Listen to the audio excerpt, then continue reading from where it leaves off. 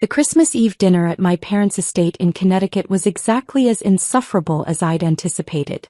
Crystal chandeliers cast expensive light over a table set with china that cost more than most people's cars. My family sat around it like a board of directors evaluating quarterly performance, except the only thing being evaluated was me. "So Rachel," my Aunt Patricia began, swirling her third glass of wine, "still writing those little news stories?" I set down my fork carefully. "I'm still in journalism, yes." The table erupted in knowing laughter. My cousin Brandon, who worked at my uncle's hedge fund, smirked from across the table. "Journalism? God, that's still a thing? I thought the internet killed that industry years ago." "The industry has evolved," I said evenly. "Evolved into irrelevance," my father added, cutting into his prime rib with the precision of a man who'd spent 40 years making corporate enemies. "Nobody reads news anymore. It's all social media and influencers now. When are you going to accept that you picked a dying field?" My mother patted my hand sympathetically, which somehow felt worse than the criticism. "We just worry about you, darling. You're 34. Still renting that little apartment in the city. No husband, no children. And now this career that's going nowhere." "My career is fine, Mom." "Fine," my sister Victoria scoffed. She was 2 years younger and worked in luxury real estate, selling penthouses to the kind of people who appeared in the society pages she assumed I'd never make it into. "Fine is what people say when they're settling. I closed a $20 million sale last week. Brandon's fund just raised $3 billion in new capital. Cousin James is launching his third startup. What have you done this year besides write articles nobody reads?" "I've been working on a project." "A project?" Uncle Richard repeated, his tone dripping with condescension. He ran a private equity firm that had made him obscenely wealthy and insufferably arrogant. "Let me guess. Some investigative piece about corporate malfeasance that will get a few thousand clicks and change absolutely nothing?" "Something like that. That's the problem with journalists," he continued, warming to his favorite subject. "You people think you're changing the world with your little exposés, but you're really just entertainment for people who want to feel morally superior while doing nothing. Meanwhile, people like me actually build things, create value, make real impact."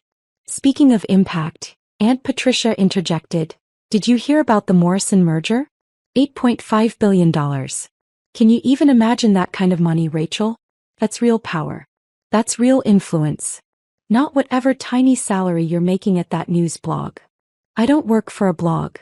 Website, blog, whatever," she waved dismissively. "It's all the same. Digital nonsense that will be forgotten in a week." My cousin Sarah, who'd married into tech money and never let anyone forget it, leaned forward. "Honestly, Rachel, have you ever considered transitioning into something more sustainable? My husband's company is always looking for people who can write marketing copy. It pays well. Much better than journalism, I'm sure." "I'm not interested in marketing copy." "Of course not," my father said heavily. "That would require pragmatism. You'd rather cling to some romantic notion of journalism maturing while the world moves on without you." "The world hasn't moved on from journalism. The revenue numbers say otherwise," Brandon chimed in. He loved talking about numbers, especially when they proved his point. "Traditional media companies are hemorrhaging money. Newspapers are dying. Even the big networks are struggling. Your entire industry is circling the drain." "Some companies are struggling," I acknowledged. "Others are adapting." "By adapting, you mean getting bought out by tech companies or going bankrupt," Uncle Richard said. "Face it, Rachel. You've spent your entire career in a field that's becoming obsolete. The smart money got out years ago." "I'm not looking to follow the smart money." "Obviously," Victoria muttered. "You're still renting." My mother sighed. "We bought Victoria her condo, as a gift for making partner at her firm. We'd happily do the same for you, Rachel, if you'd just settle down, find a nice man. Maybe consider a more stable career." "I have a stable career." "Darling, be realistic," my father said. "You're a writer at a news organization that probably pays you, what, $60,000 a year? Maybe 70 if you're lucky? That's barely enough to live on in New York. Meanwhile, your sister is making 6 figures, your cousins are making 7. Even your younger brother is out-earning you, and he just graduated business school." My brother Marcus grinned from his seat beside Victoria. At 26, he just accepted a position at Goldman Sachs and couldn't stop talking about his signing bonus. No offense, Rach, but yeah. My starting salary is probably double what you're making after a decade in journalism. Maybe it's time to admit you made the wrong career choice. I didn't make the wrong choice. Then why are you still struggling? Aunt Patricia asked, and she actually sounded curious rather than cruel. If journalism is such a viable career, why aren't you successful? Where are your accolades? Your promotions? Your big scoops that change everything? Some work takes time. Time, Uncle Richard laughed. That's what unsuccessful people say when they're afraid to admit they've failed. You've had time, Rachel.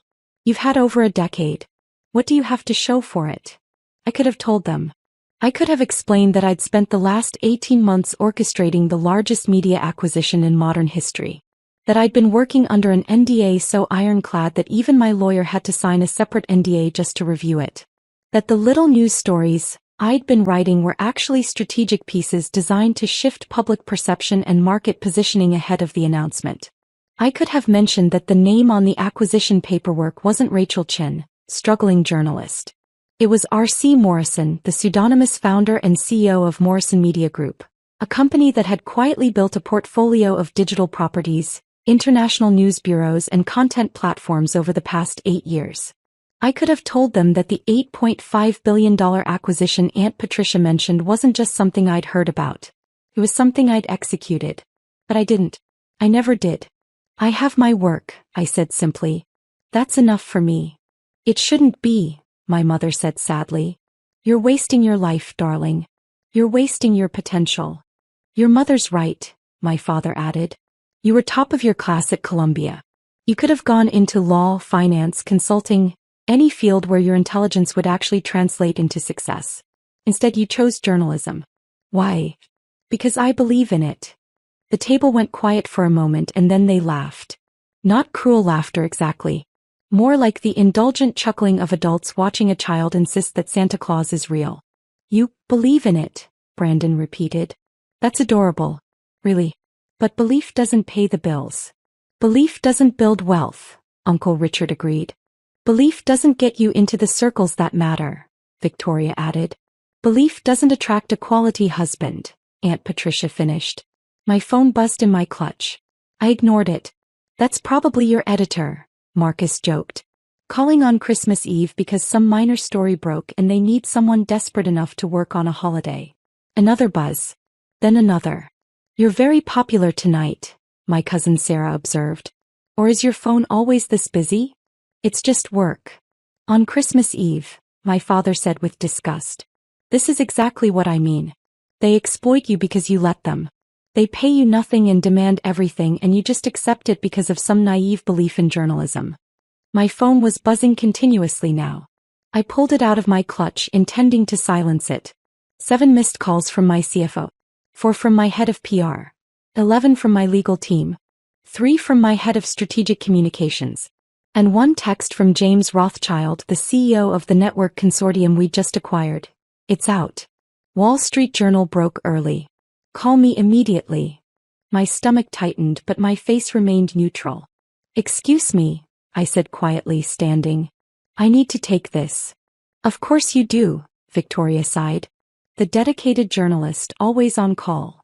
Probably some emergency about a typo in tomorrow's edition, Brandon said, and they all laughed again.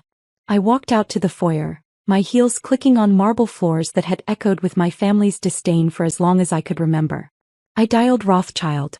Rachel, he answered immediately. The Wall Street Journal published early. The acquisition is public. How bad is the leak? It's not a leak. Our official announcement was scheduled for December 26th. They ran it tonight but everything is accurate.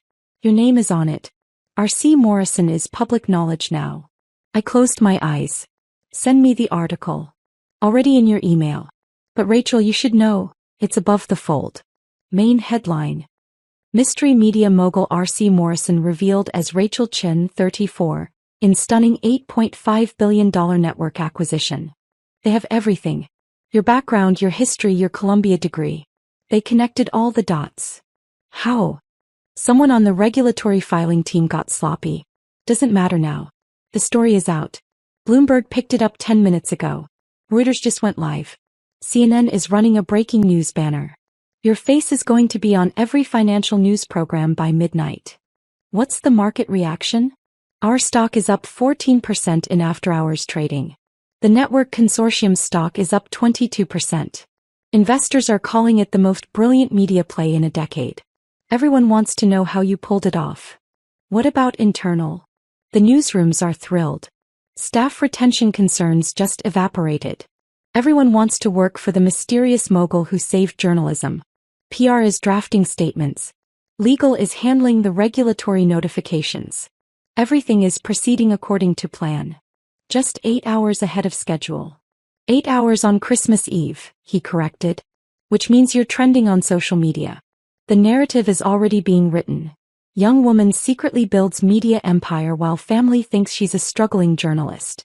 It's a hell of a story, Rachel. It's my life, not a story. Well, it's both now. You need to make a statement. I'll handle it. Your family is going to see this. If they haven't already. I know. Do you want me to send the PR team to help manage? I said I'll handle it. I ended the call and opened my email. The Wall Street Journal article was there, complete with a photo they must have gotten from my Columbia graduation. The headline was exactly as Rothschild described. The article detailed everything. How I'd founded Morrison Media Group at age 26 using a modest inheritance from my grandmother, the only family member who'd ever believed in me. How I'd published under a pseudonym to avoid the scrutiny and sexism that plagued young women in media. How I'd quietly acquired struggling digital properties, revitalized them with quality journalism and innovative business models, and built them into profitable ventures. How I'd spent 18 months negotiating the acquisition of a major network consortium, outmaneuvering tech giants and traditional media conglomerates to secure the deal.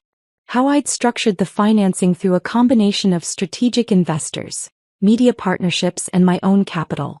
How I'd planned to revolutionize the network's approach to journalism while maintaining editorial independence.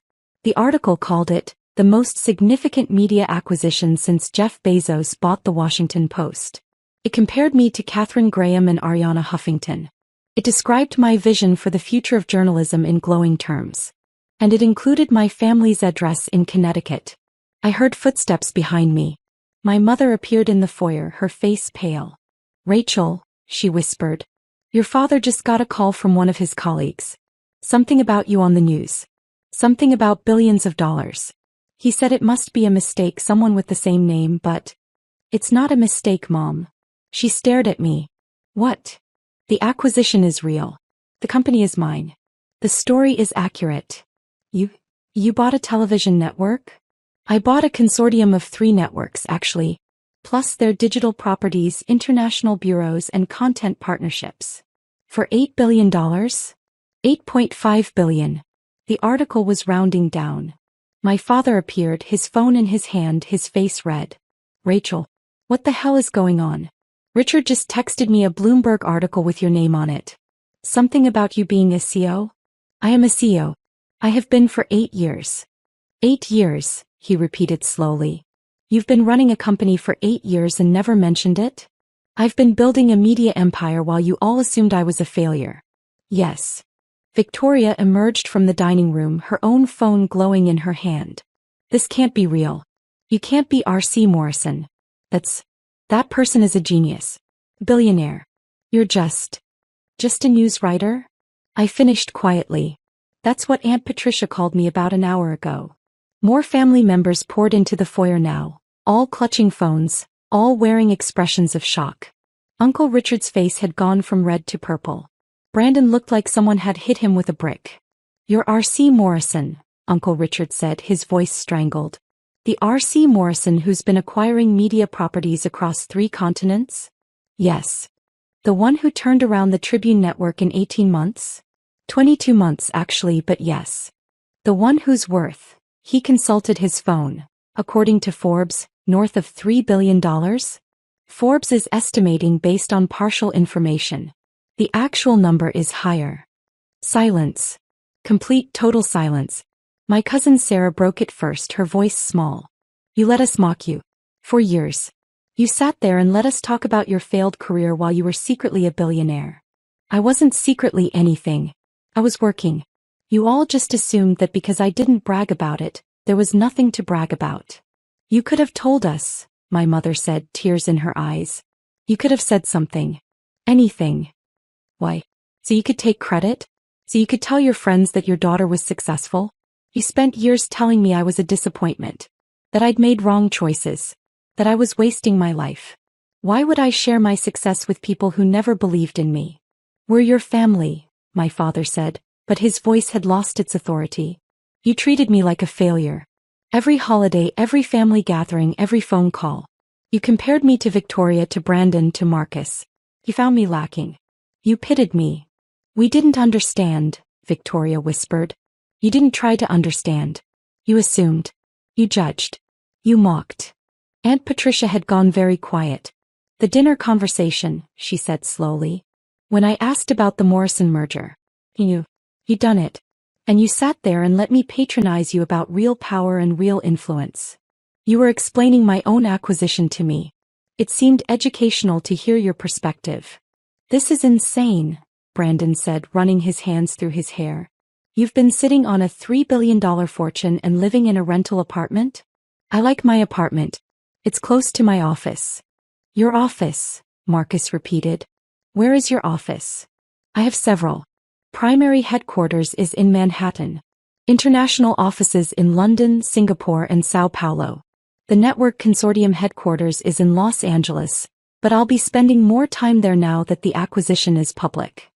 $3 billion, Uncle Richard said again as if he couldn't quite process it. You're worth more than my entire fund. $4.2 billion actually after tonight's stock movement. Your fund is worth about $2.8 billion according to the last valuation I saw. So yes, I'm worth more. He looked like he might be sick. Why didn't you tell us? My mother asked again. Why did you let us think you were struggling?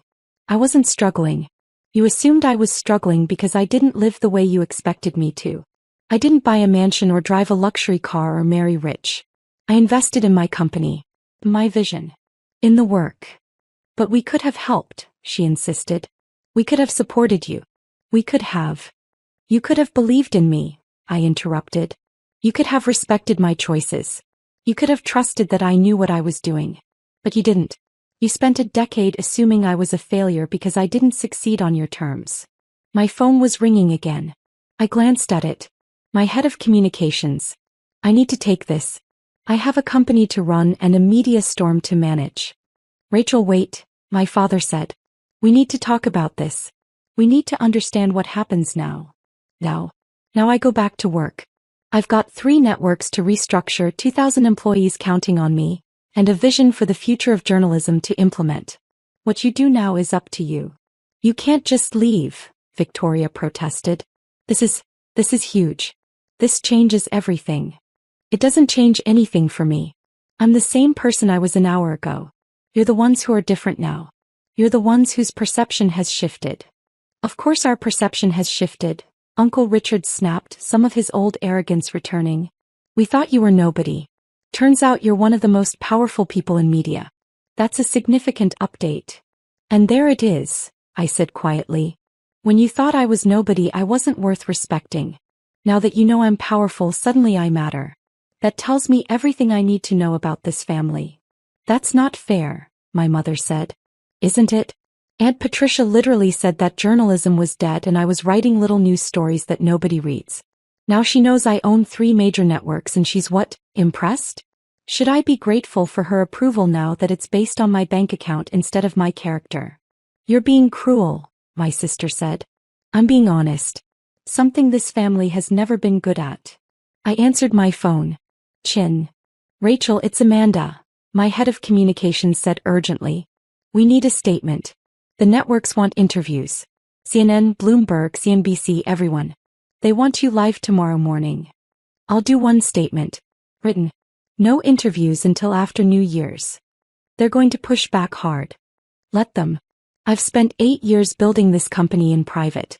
They can wait 1 more week for me to talk about it publicly. What about the narrative? Everyone's running different angles. Some are focused on your age, some on your gender, some on the pseudonym, some on the family angle. The family angle? Someone already pulled property records for your parents' address. They know you were at a family Christmas party when the story broke. The optics of the struggling journalist secretly being a billionaire while her wealthy family condescends to her it's a very compelling narrative. I looked at my family, still frozen in the foyer, all staring at me with expressions ranging from shock to confusion to calculation. The family angle is off limits, I said firmly. Make that clear to everyone. My family is not part of this story. Rachel, with respect, they made themselves part of the story the moment they... Amanda. The family is off limits. I'll give one statement about the acquisition, my vision for the networks and my plans moving forward. Nothing personal. Nothing about my background beyond what's already public. And definitely nothing about my family. Understood. I'll draft something and send it within the hour. Make it 30 minutes. I want this controlled before the morning shows start building their own narratives. I ended the call and looked at my family again. You're protecting us, my father said slowly. After everything we said tonight, you're keeping us out of the media narrative. I'm protecting my company. A messy family drama doesn't serve the mission. What is the mission? Marcus asked. He sounded genuinely curious. To prove that quality journalism can be profitable. That integrity and innovation can coexist. That the written word still matters in a digital age. That stories can change the world if they're told right. That's what you've been doing all along, my mother said softly. That's what you meant when you said you believed in it. Yes. We should have believed in you, she whispered. Yes, you should have. Another silence fell, this one heavier than the last. Uncle Richard cleared his throat. I owe you an apology. What I said at dinner about journalists not creating real value, about your industry being obsolete. You meant it, I said. Don't apologize for meaning it. Just recognize that you were wrong. I was wrong, he admitted. Spectacularly wrong. We all were, Victoria added. I'm sorry, Rachel. I'm sorry for how I treated you. For how we all treated you. Sorry doesn't erase a decade of condescension. No, my father agreed. It doesn't. But maybe it's a start. I studied him. This man who'd questioned every choice I'd made. Who'd compared me to my siblings and found me wanting. Who'd assumed I was a failure because I didn't chase his definition of success. Maybe, I said finally. But things are different now. I'm not the family disappointment anymore. I'm not the one who needs your advice or your pity or your concern. I'm the one with 3 networks to run and 2,000 employees counting on me. I'm the one who gets to define success on my own terms. We understand, my mother said. Do you? Because an hour ago you were offering to buy me a condo if I'd just settle down and get a real job. Now you know I could buy this entire estate in cash and not notice the money. Does that change how you see me? Or does it just change how you see my value? She didn't answer. That's what I thought. I walked toward the door, pulling my coat from the closet. You're leaving? Brandon asked. It's Christmas Eve. I have work to do. A statement to approve. A company to manage. A media empire to run. Will you come back? My mother asked quietly. For Christmas Day? I paused at the door. I don't know, Mom. I've spent a decade coming to these gatherings and being made to feel small. Being told I wasn't good enough, wasn't successful enough, wasn't living right. Do you know how exhausting that is? We didn't mean. You did mean it. That's the problem. You meant every word. You believed I was a failure. You pitied me. And now that you know the truth, you want me to pretend none of that matters. We want a chance to make it right, my father said. You had chances. Every time I tried to talk about my work and you dismissed it. Every time I said I was happy and you told me I was settling. Every time I asked you to trust me and you assumed you knew better. We were wrong, Victoria said. We were so wrong. Please, Rachel. Don't shut us out. I looked at my sister.